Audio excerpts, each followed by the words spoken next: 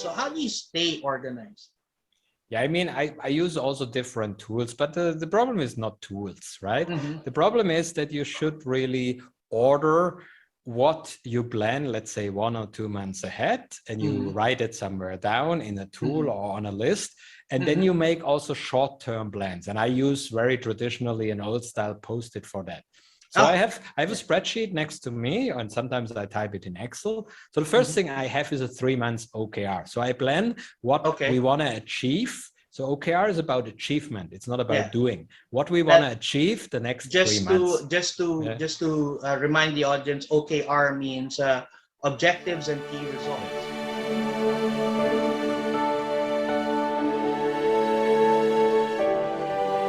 They will be more efficient in what they do actually. What the thing is, this is not new.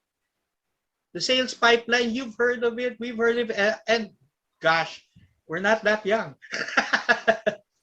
Okay, so this is not new. This is not a new tool for people to use. Sales people around the world have been using this for so long, and yet, and you can see it on the internet every day. There's no secret to using this, you know.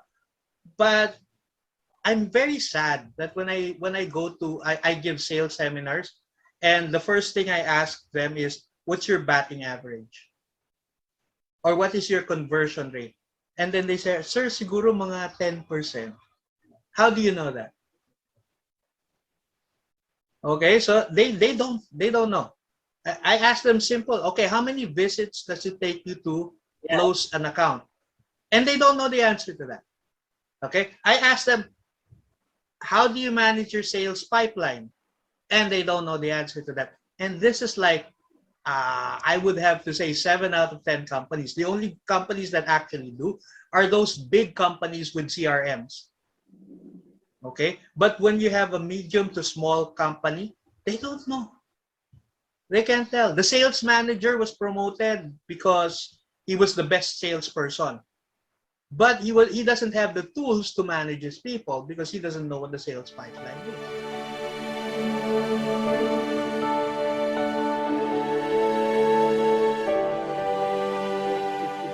That means out of 100 people, it's 1 to 2 people who are dying from COVID-19. Still good, still good. The reproduction rate in the Philippines is starting to decrease, while still being managed is a very high infectivity rate, which is pegged at 26%, meaning out of 100 people who are tested, 26 people get positive result. 26 people get positive results. And that is expected because of this highly infectious Delta variant. All right, let me just differentiate the Delta with the conventional virus that we had, which started early of 2020. The Delta variant has been noted to be very infective. It used to be that the conventional virus infects the other person in 15 to 30 minutes. When you come across and talk to the person, it will take that long. But for Delta, it will just take 5 to 10 minutes. The other person will get infected immediately. All right. And it has also been found out that the viral load of Delta variant is so much in the throat of the infected individual. It's not like the conventional virus. All right. So that is the reason why all over the world, ventilation is one of the public health measures that is being encouraged wherever we are. So that is also the basis of when we are opening the quarantining and the lockdown, that dining out or in a al fresco restaurants, it's permissible in a certain level because ventilation is there. All right, please let us remember that in the presence of high oxygen tension or concentration, the virus cannot survive.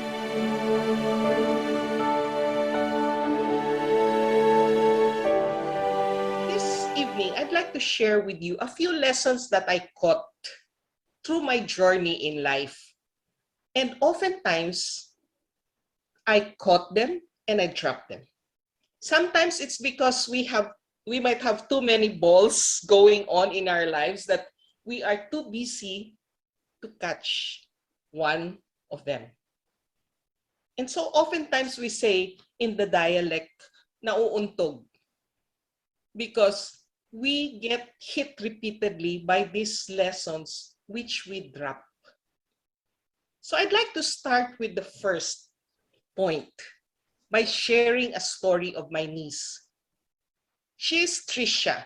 When she was around 3 years old, something happened with the wires in her brain. It all got crossed over and became mixed up. And so when she approaches any of us, she would go like this. You know she is conversing with you. She is sharing something, but we cannot show that we cannot understand her because the more she gets frustrated. Her parents were worried. They were about to go to a speech therapist to find out what was wrong. It was a good thing the pedia told them, can you try to check first which language she would respond to? Because we had Bisaya from the nanny, we had Tagalog from the mom who used to work in Manila. The lola, my mom, would speak to her in Hokkien Chinese. And they had English and they had Barney, cartoons, cartoon characters. So everything crossed. And then after a week or two, the parents noticed that she responded very well to English. And said the order came from the dad and said, okay, now everybody speaks to her in English.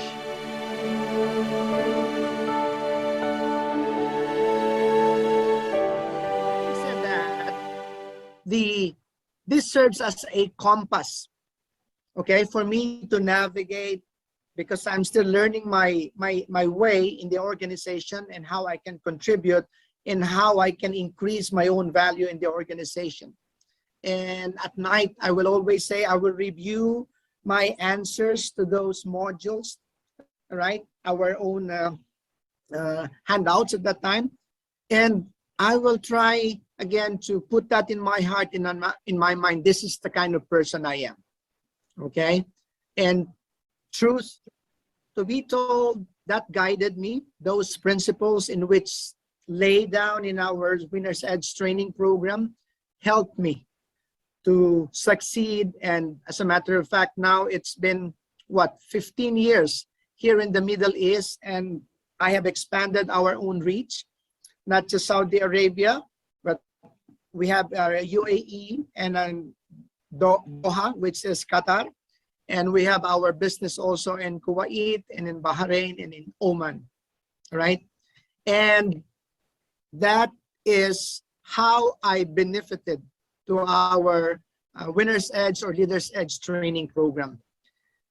As a matter of fact, wherever I go, right, I'll probably be one of the brand ambassadors. And if they would ask, how did it help you? I told them, well, because my mentor was a mentee of one of the famous and brightest mind in the area of training and development, which is Dr. Dennis Waitley. And I'm proud to say that I'm actually a product of our own Winner's Edge program. Of course, my coach, Brooks Loomis, and my mentor, Dinah Loomis. And who I am, what I am right now, I owe all to these guys because they believed on me, and that belief over time increased, and I can see that there's a value that I can add in any organization that I will be.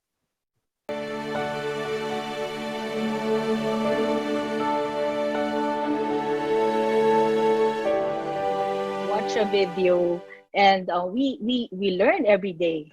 We can learn every day. So now we have actually from 100, we have 1,800 LinkedIn Learning users in the group. So it really accelerated the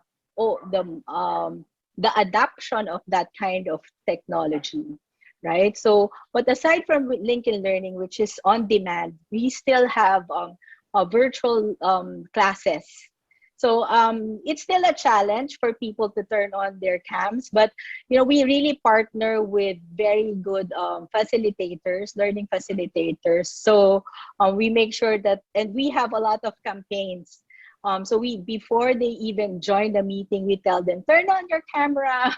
We're gonna have a photo taken and all of that. So we try to be more engaging and more creative. I think when you're online and when you're doing it virtually, you have to be really creative. Learn your Zoom, use the features of Zoom, try to ask more questions, use the poll and all of that. So those are the two things. Actually, when we and now we go because of being digital, we actually are able to facilitate training for Indonesia, for the other countries. We don't have to have a visa or we don't have to fly to reach the team members there. We can actually we were able to scale up our training. And because of that, actually, Aboitiz Academy won one of the HR most innovative teams in Asia as well.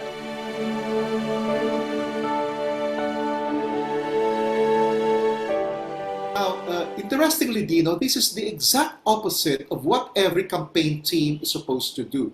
Create noise. So you've heard candidates say this to you, Dino. Dino, I'm going to run for this position. It's about time we start making noise. So you've heard that a lot of times. Hey guys, we're not making enough noise. So to the voter who wants to make a good decision, the first very important step is turn off the noise. Stop listening to the noise. Stop listening to the candidates. So a lot of people are baffled by that recommendation. But let me explain how that works. Let me explain how that works. Every candidate would want us to listen to them. Except that they follow a process different from our own sound decision-making process. I'll share with them using a very simple model how those processes work and how they collide, the process of the candidate and the process of the voter. But first, let's get back to turn off the noise. So why should the new voter, the neophyte voter, turn off the noise? This is because step one is listen first to yourself. So this is a very important advice.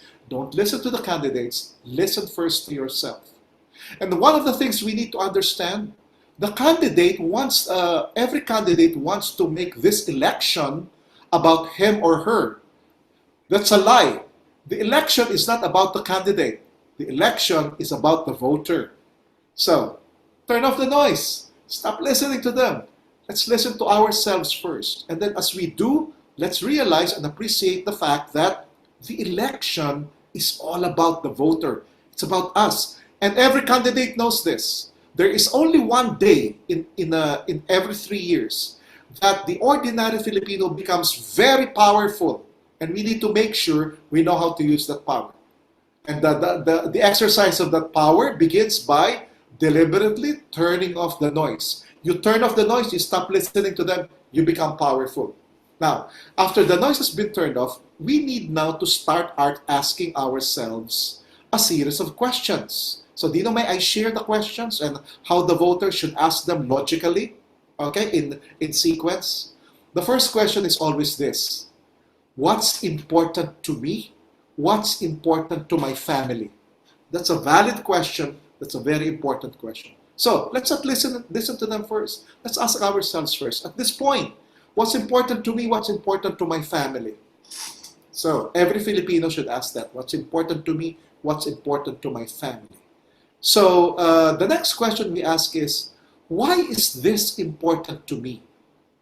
Now, the second question helps us to understand the concept of voter interest or public interest. Okay?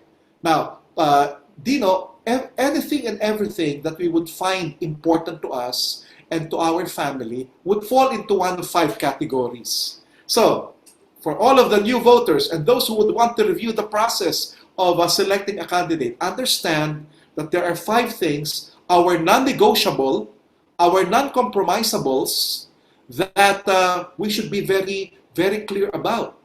And we should understand which of these 5 are our priority. So, here they are.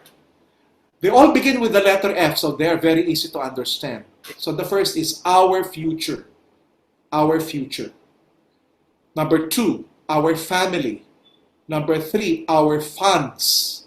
Funds, the money with which we use to provide for food for our family's table, and the funds which we use to provide for our family's needs. That's non-compromisable, that's non-negotiable, our ability to generate those funds. The fourth is our foundations. Foundations, Dino, would include what we believe in, values, principles, our creed, and the things that tell us who we are, our culture, our faith, our history, our language, our mores. So they all fall under foundations.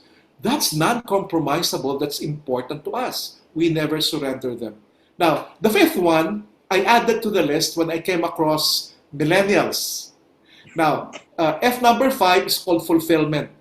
Now, my generation, Dino, fulfillment wasn't paramount. But I discovered that for the younger generation, they demand that they be given the opportunity to attain their fullest potential, to become what they have planned to be. That's called fulfillment.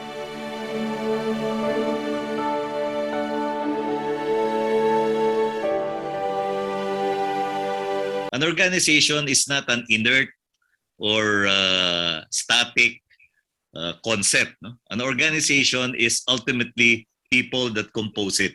No? I remember one of our professors, Father Donelan, speaking at the anniversary of the bank where I used to work. And he said, okay, we're celebrating the anniversary of the bank today. What are we celebrating? Are we celebrating the day on which it says in the Articles of Incorporation, this was the day your company, your bank was registered with the Securities and Exchange Commission? Is that what we are celebrating? A legal reality? And then he said, maybe that's not what we're really celebrating. We're celebrating the life of the people that are working together and how this organization has made them grow, how this organization has sustained their families, and how this organization has been a place for them to develop their career and their profession. So he said, an organization is something that is a living entity, and so we could also imagine that it, like a human being, an organization can be infused with spirit or animated by spirit, the same spirit that animates the people in it.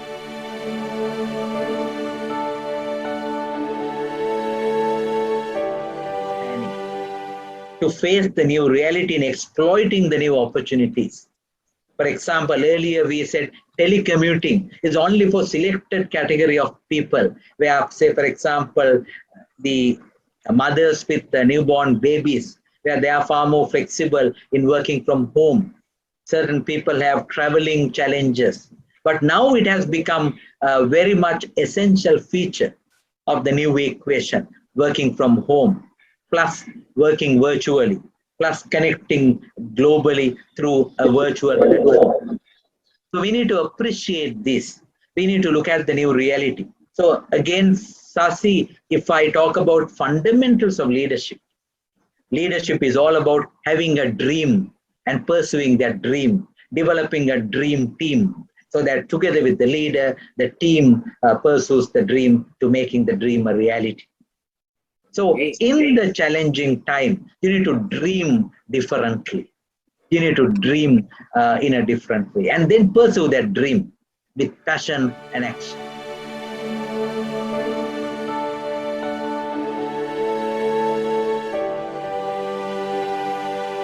Maybe the biggest mistake there, Dino, is I was trying to shun away from my first love. I was a very good programmer. I was trying to act like a businessman that has a computer store. I was trying to act as a businessman that's trying to run an internet cafe or a retail store, which I think that was the biggest mistake, Dino. So yeah, I guess Southeast schooling is always good. And when I was in the Middle East, when I was on OFW, a lot of good people also helped me. They taught me a lot of things. Very good programmers from different countries. So they unselfishly taught me a lot of things. That's why when I went back home, I was able to absorb a lot of technologies, know-how and knowledge. So yeah, I think those are the foundation. That's why I'm quite merged and embedded in technology industry.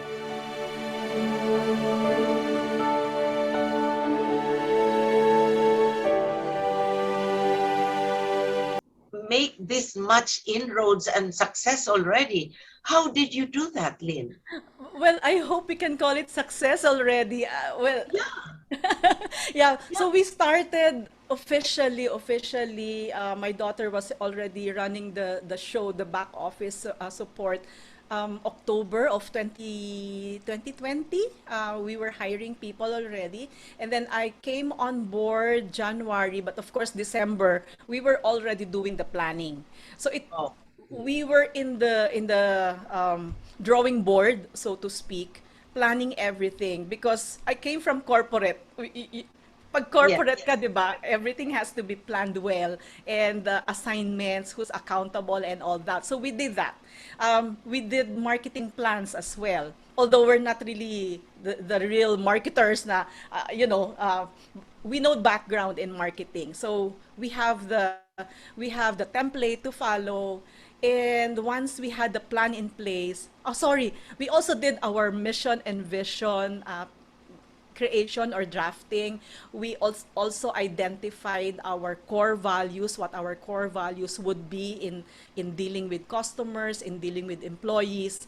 And when everything was already in place, that's it. I mean, everything was, we did what we said we will do, so to speak. And we sat down also with our suppliers, planning for 2020, although it's so difficult to plan during a pandemic. But somehow it gave us the direction that we need. And I think the help of friends, sabi nga nila, when you have a business, the first people you have to approach are your friends and your family. And they have been very supportive. I'd like to thank my friends who helped me get into the business and they adapting our products, putting it in their selection. So it helped a lot. And of course, right now kasi social media played a big role. I mean, plays a big role in this time and age. So we have a digital marketer. Dati walang ganyang role, di ba? During my time in corporate, walang digital marketer. So we have one now. He's in charge of all the postings in social media. We also have an e-commerce associate. Wala din ganong role before. So we were interviewing people for their skills and of course the attitude and the character. And siguro both of us, my daughter and I are both driven and driver in a good way siguro because people are, well, I hope our employees are happy. We're very much engaged with the day-to-day activities.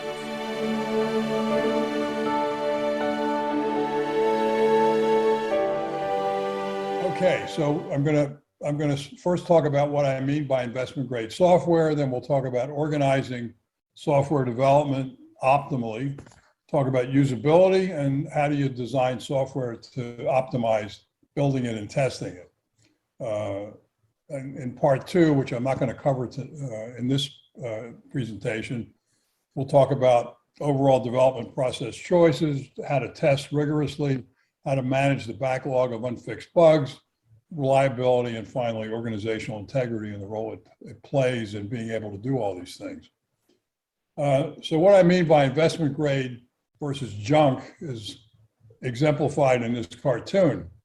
I mean, we all know what junk food is. This cartoon was designed to show you what junk bonds were as opposed to investment grade bonds in the bond market. And I view software the same way. It's either junk or it's the kind of software that the money you spend to do keeps paying off. So what I mean in detail is software that doesn't have to be replaced, where new versions can be built upon the previous one, where the function, usability, reliability, security, and performance continuously improve. Software that can be worked on harmoniously by multiple people doing new development, as well as fixing bugs from the field or from users.